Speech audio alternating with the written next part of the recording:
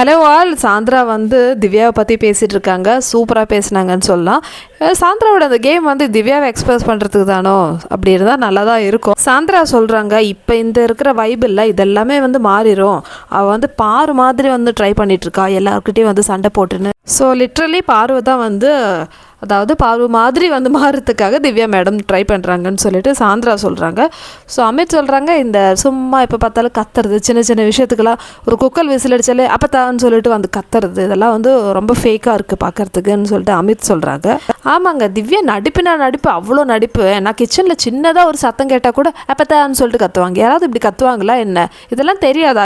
எல்லாத்துக்குமே வந்து அந்த வீடே வந்து முழங்குற மாதிரி கத்துறது, சிரிக்கிறது, சின்ன சின்ன விஷயத்துக்கெல்லாம் என்ன அப்பத்தா, ஒன்று அப்பான்னு கூப்பிடு, இல்லை அத்தான்னு கூப்பிடு, இதுன்னு ரெண்டும் சேர்ந்து கூப்பிட்ற நீ, அந்த மாதிரி இருக்குது இந்த பீஸ் வந்து ஒவ்வொரு விஷயங்கள் பண்ணும்போதும். ஸோ இப்போ வந்து நல்லா ஜாலியாக இருக்காங்களே, ஏன்னா திவ்யாவோட ஃபன் சைடு பார்க்கணுன்னு சொல்லிட்டு விஜய் சேதுபதியும் பிக் பாஸும் சொல்லியிருக்காங்க போன வாரம்லாம். அதனால் அவங்களோட ஃபன் சைடு வந்து காமிச்சிட்ருக்காங்க. பார்க்குறதுக்கு ஃபன் சைடு மாதிரியே தெரியல. சாந்திரா சொல்கிறாங்க, இப்போ இவளை சுற்றி இருக்க ஒரு கூட்டம் இருக்குல்ல, இதெல்லாம் வந்து மாறிடும். எப்படின்னா, இப்போ இவங்களில் யாராவது வந்து இவளை பெஸ்ட் பர்ஃபார்மர்னு சொல்லிட்டோம், அவ்வளோதான். அப்போ தெரியும் இந்த திவ்யா யாருன்னு சொல்லிட்டு. அவள் எல்லாமே வந்து நடிப்பு, சும்மா எல்லாருக்கிட்டையும் வந்து பெஸ்ட் பர்ஃபார்மராக வாங்கிறதுக்காக நடிக்கிறா.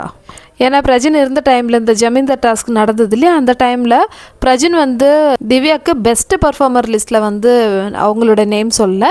ஸோ ஆப்போசிட் டீமுக்கு தான் வந்து சொல்லியிருந்தாங்க. அதுக்கே வந்து திவ்யா பிரஜின் கிட்ட போயிட்டு கேட்டேன், ஏன் என்ன அப்படி பண்ணிக்க, நான் நல்லா நடிக்கலையான்னு சொல்லிட்டு.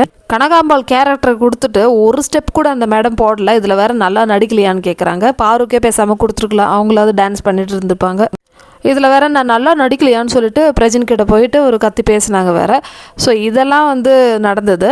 இதுதான் திவ்யா. அவங்கள வந்து எப்போவுமே வந்து பெஸ்ட்டாக வச்சுக்கணும். அவங்கள சின்னதாக ஏதாவது சொன்னால் கூட அப்படியே மேடத்துக்கு வந்து கோவம் வந்து எங்கேருந்து வரும்னே தெரியாது, அந்த மாதிரி ஒரு கேரக்டர் திவ்யா. ஸோ இருக்கட்டும், வீக்கெண்டில் வந்து யாராவது ஃபஸ்ட்டு கொடுத்தாங்கன்னா அவங்க காலி. திவ்யா வந்து அந்தளவு கோவப்பட போகிறாங்கன்னு சொல்லிட்டு சாந்திரா திவ்யாவை எக்ஸ்போஸ் பண்ணுறாங்க.